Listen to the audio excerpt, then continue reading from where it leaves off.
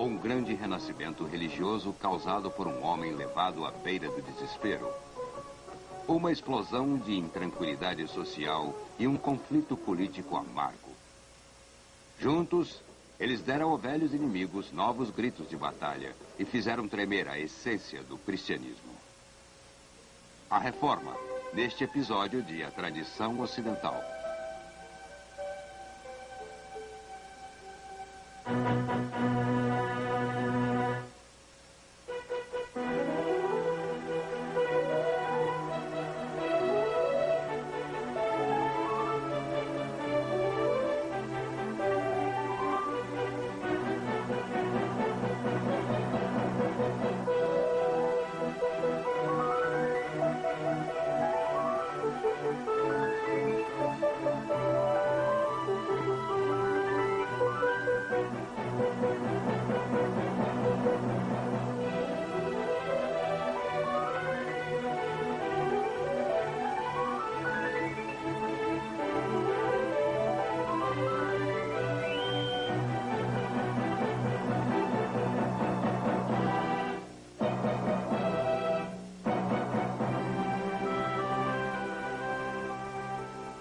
E agora o professor da Universidade da Califórnia, Eugene Weber, em sua jornada através da história da civilização ocidental.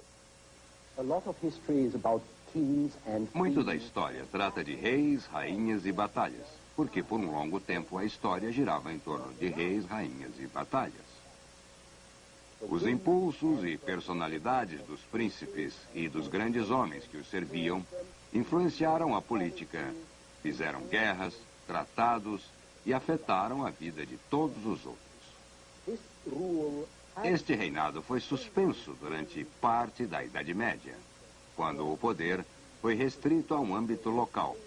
Mas, na transição do século XV para o XVI, os monarcas modernos e as monarquias modernas apareceram. Eles queriam ser poderosos e convenciam seus súditos de que realmente o eram, ou deveriam ser poderosos.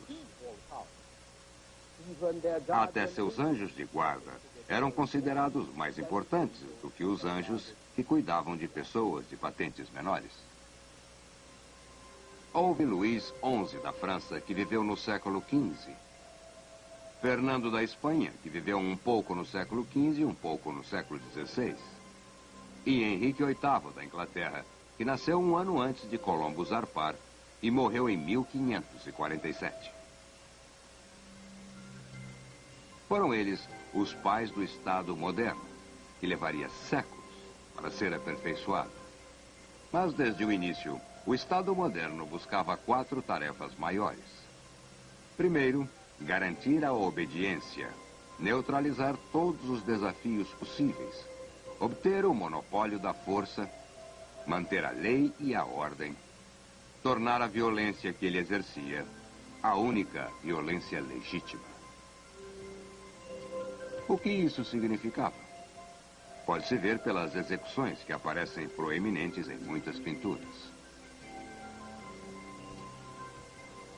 A segunda coisa que o Estado tinha de alcançar era exercer controle sobre a vida econômica. Facilitar a circulação e troca de bens para abarcar o máximo possível da renda nacional. Terceiro, tinha que transformar a identidade patriótica da escala local para a nacional. Aqui vemos não apenas Henrique III da França, mas também o lírio, ou a flor de lis, que se tornara o símbolo da realeza francesa. E, finalmente, o Estado tinha que dominar ou controlar a vida religiosa da sociedade, ou, pelo menos, se aliar aos representantes da religião.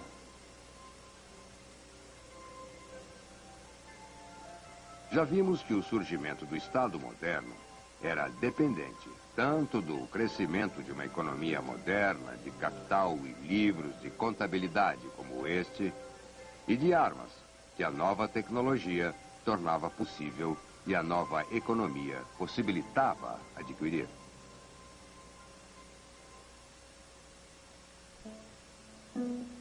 Mas também ele se deveu ao renascer da lei romana, que sobreviveu na Itália e que depois do século XIII se espalhou pela Europa, levada por advogados que tentavam reforçar o rei contra o clero e contra seus vassalos feudais.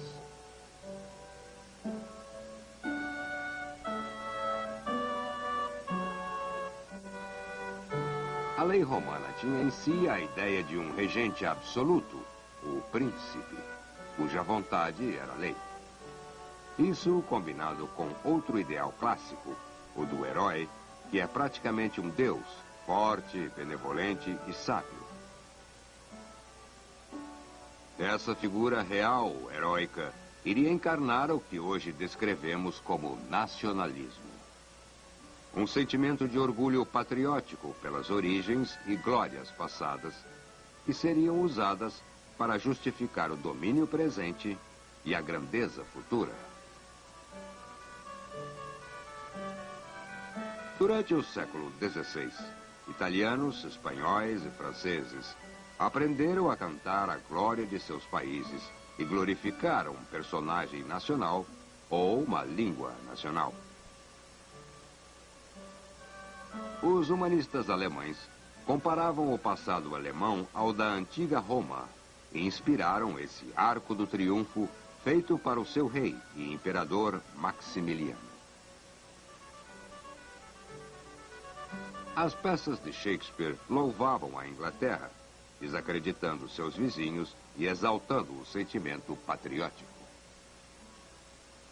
A referência ao passado, que inspirava o presente, podia também enfocar a figura ideal do príncipe que personificava seu povo e nação. Em teoria, o príncipe respondia à necessidade de uma autoridade central forte para impor unidade e ordem. Na prática, os interesses materiais da maioria dos príncipes eram servidos por mais lei e ordem.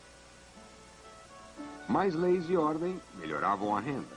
Renda regular pagava exércitos regulares que podiam impor mais lei e ordem e trazer mais renda, aumentando assim o poder central. Com a crescente centralização do Estado, a relação moderna entre a autoridade central e o súdito contribuinte individual começou a tomar forma. O mesmo aconteceu com as instituições representativas.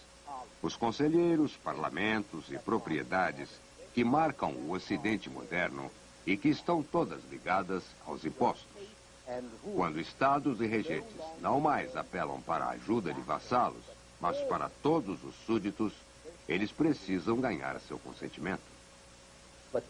Mas assembleias populares compostas de todos os cidadãos, como nas antigas cidades gregas, não eram possíveis onde o número de pessoas e a distância entre elas eram grandes demais. Então, como substituto da presença pessoal, desenvolveram o conceito de representação, a ideia de que certos homens, eleitos ou apontados, pudessem falar por outros homens, cidades ou estados.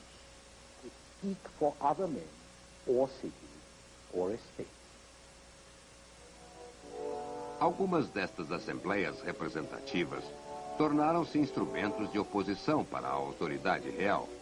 Mas, para a maioria, sua existência deu a territórios díspares um sentimento de unidade que não tinham antes. Votar em impostos e pagá-los não apenas afetava o bolso das pessoas, como afetava a mente também. Ao mesmo tempo, os príncipes precisavam de administradores. Na França, cujos reis eram melhor servidos nessas questões, havia 12.000 funcionários públicos em 1505, um para 1.250 pessoas. 400 anos depois, haveria um para cada 70 franceses. E hoje, há quase tantos empregados estatais quanto cidadãos a serem administrados. Os príncipes também precisavam de soldados para apoiarem seus funcionários e, acima de tudo, para a guerra, que era a maior indústria de seu tempo, como frequentemente o é para o nosso tempo. Os príncipes também precisavam de representantes para negociações, para a diplomacia, que é a continuação da guerra por outros meios, e que nos séculos XV e XVI começavam a se desenvolver, junto com a lei internacional. Um código que governava as relações sobre os soberanos e estados soberanos. Enquanto isso, os conceitos medievais desapareciam. A Santa Sé não era nem sombra do que já tinha sido. O Papa era um príncipe italiano, comercializando as mercadorias que tinha, indicações eclesiásticas, dispensas da aplicação da lei da Igreja para permitir o divórcio, absolver o adultério ou até o assassinato. Indulgências que ofereciam a remissão dos pecados em troca de atos valorosos, ou melhor ainda, em troca de pagamento. Quanto ao imperador germânico, como Sigismundo da Hungria, que foi coroado em 1411, ele não tinha poder de taxar ou impor sua vontade fora de seus próprios territórios. Ele era simplesmente o que dava o lance maior no leilão pela coroa imperial do Sagrado Império Romano. Em 1519, por exemplo, Carlos V, o rei da Espanha, foi o vencedor. Ele tinha o apoio das grandes casas bancárias, especialmente os Fuggers de Augsburg, que adiantaram grande parte do dinheiro para comprar os eleitores, e do Papa, que, curiosamente, recusou aceitar as garantias bancárias dos concorrentes de Carlos V. É deste ponto em diante que o poder do dinheiro ou do capital financiado domina o mundo. O poder financeiro criou os exércitos com os quais o novo imperador conquistou seus inimigos e manteve coeso seu imenso império. O avô de Carlos V, o imperador Maximiliano, não fora capaz de cobrar nada parecido a impostos regulares. Assim sendo, não foi capaz de manter nada parecido com um exército verdadeiro. Poucos reis, como Luís XI da França e Fernando de Aragão, tinham um exército. Mas Carlos V foi o primeiro imperador capaz de fazer isso. E, se condições econômicas modificadas desempenharam seu papel, uma nova perspectiva de negócios e uma aliança comercial desempenharam papéis igualmente importantes. O filho de Carlos V, Felipe II, que viveu de 1527 a 1598, não só era o rei da Espanha, como também assumiu a coroa de Portugal, que herdou da mãe. Ele reinava em um império bem maior que o da Roma antiga. Um império que se estendia da América até a Ásia. Imagine o tamanho deste império em termos do que a distância significava no século XVI. Uma viagem de Lisboa até Goa, na Índia, levava 18 meses. Uma viagem de Sevilha, na Espanha, até Lima, no Peru, levava 2 anos. E de Sevilha a Manila, nas Filipinas, que receberam esse nome por causa de Felipe, levava até 5 anos. Pode-se entender a observação de um vice-rei espanhol que dizia que se a morte viesse de Madrid, todos viveríamos até a velhice. Sem dúvida, se a morte viesse, viria por ordem escrita. O governo espanhol era um governo de documentos e da burocracia, que reorganizava os documentos. Os burocratas eram treinados em universidades, cujos números na Espanha triplicaram durante o século XVI, de 11 para 33, e que também estavam sendo abertas do outro lado do Atlântico. A Universidade de Santo Domingo foi fundada em 1538, a primeira universidade das Américas, 100 anos antes da Universidade de Harvard. Outras se seguiram no México e no Peru. Era o fluxo de capital sob forma de ouro e prata da América que pagou pelas universidades e pela burocracia, que lubrificou as rodas do comércio e impulsionou a supremacia militar e política da Espanha durante os séculos XVI e XVII. O Império da Espanha na América tornou possível seu império na Europa.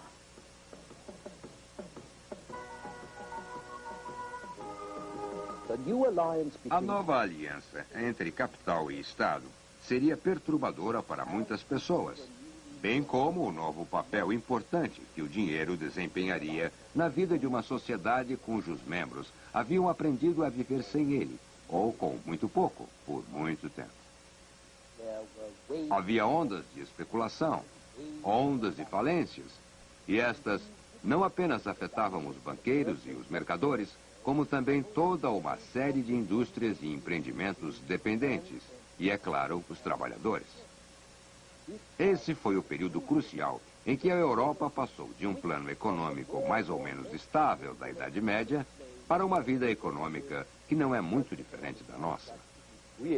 Uma vida onde o valor do dinheiro flutuava, o desemprego tornava-se endêmico e as cidades se tornavam superpovoadas. Preços que subiam e salários que diminuíam eram comuns por toda a parte. E o resultado disto foi ressentimento, intranquilidade, revoltas nas cidades comerciais, levantes camponeses e agitação dos nobres que sofriam com a inflação.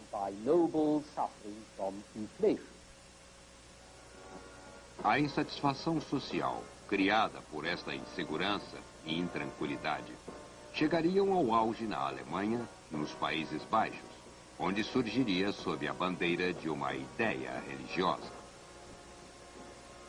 Em 31 de outubro de 1517, um monge chamado Martinho Lutero, que ensinava teologia de Wittenberg, na Saxônia, pregou nas portas da igreja do castelo 95 teses, ou seja, proposições ou argumentos contra o mau uso das indulgências e absolvições. O gesto de Lutero foi litigioso, mas não revolucionário. Propor um debate sobre teses teológicas era uma prática aceita. A linguagem de Lutero era perfeitamente apropriada para um debate acadêmico. E ainda assim, o eco de seu gesto sacudiria o mundo ocidental. Guerras e rebeliões religiosas invariavelmente envolviam conflitos políticos. Elas ofereciam a velhos inimigos novos gritos de batalha e contribuíam para novas e profundas causas de atrito. Conflitos religiosos devastaram a Alemanha até 1550. A França e a Holanda até a segunda metade do século, e jogaram a Inglaterra num caos político. Em uma geração, a veste sem costuras da cristandade ocidental rasgou. Daí em diante, os homens se dividiam tanto pela fé quanto por fidelidades políticas ou interesses econômicos. Essa foi a Reforma Protestante.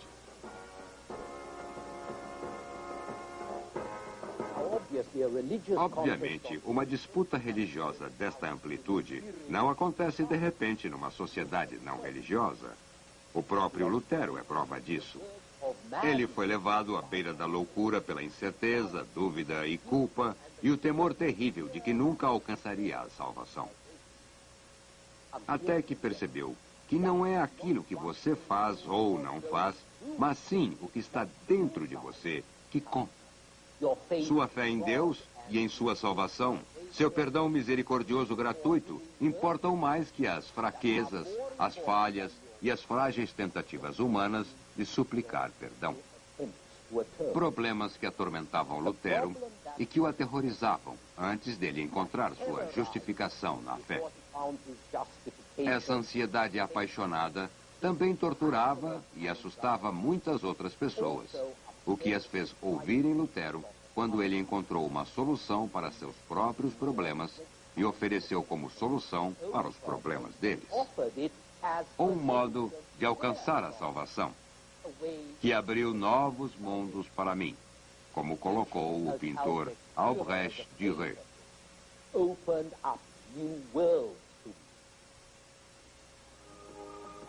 Outra prova de preocupação religiosa contemporânea é a arte gótica posterior, de um estilo ostensivo, que exibia para que todos vissem quanto dinheiro e quanta arte o homem investiria nos palácios de Deus. Mas a era do gótico ostensivo foi também uma era de devoção ostensiva. Foi uma época em que começamos a ver imagens de um Cristo sofredor e imagens do coração cercado por espinhos, que seriam seguidas pelo culto futuro do Sagrado Coração e fraternidades da paixão, que ainda sobrevivem hoje na América Central e do Sul e na Espanha. Havia também a devoção do terço, que era um modo de orar e honrar a Virgem, rezando os 150 Ave-Marias, e toda uma gama de outras práticas, glorificando a Senhora que aparecia, cada vez mais, como um canal da graça que seu Filho Divino ofereceu aos homens. E da Virgem, voltou-se para a sua mãe, Santana, que entrou em voga na virada do século XV e daí em diante, com o crescimento da teoria da concepção imaculada. Primeiro a da Virgem, e depois a de sua mãe também. Mesmo Erasmo escreveu que era devorado pela devoção a ela desde sua tenra juventude. Esse, incidentalmente, foi também um tempo em que muitos bebês, meninos, bem como meninas, eram batizados de Ana, como o duque francês e marechal Anne de Montmorency. Foi também um grande período de peregrinações, com Veneza promovendo uma nova indústria de peregrinações para a Terra Santa. As cortes da lei, algumas vezes, sentenciavam o culpado a uma peregrinação para um ou outro santuário, casos em que hoje se daria uma multa. Junto a isso, havia todo um culto de relíquias, vários objetos da vida dos santos, até mesmo partes de seus corpos.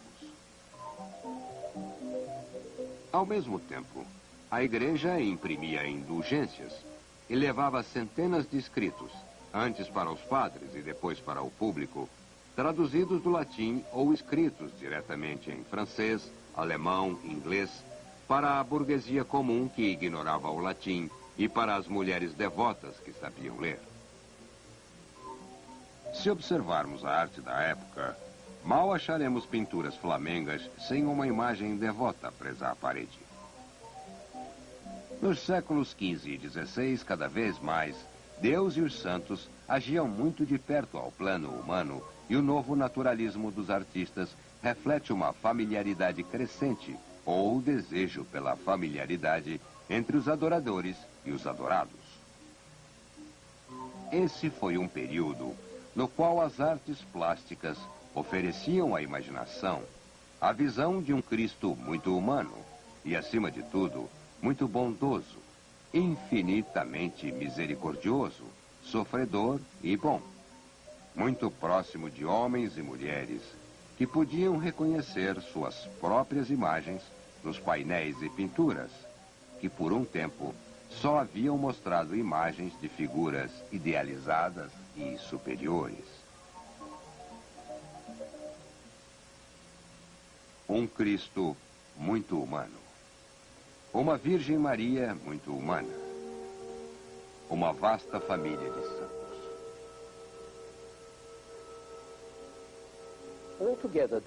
No geral, não fazia sentido nos séculos XV e XVI que as fontes de fé estivessem secando.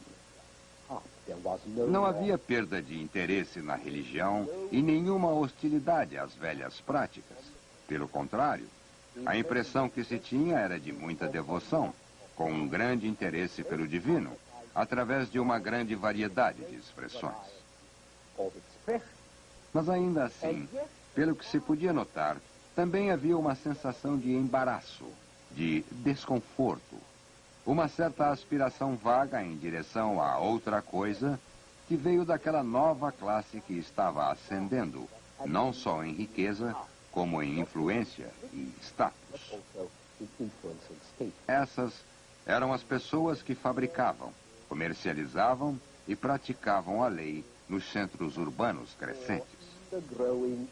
Os burgueses da cidade, que hoje descrevemos como a burguesia. No próximo programa, veremos como as preocupações e interesses deles iriam sacudir o mundo ocidental. Até lá.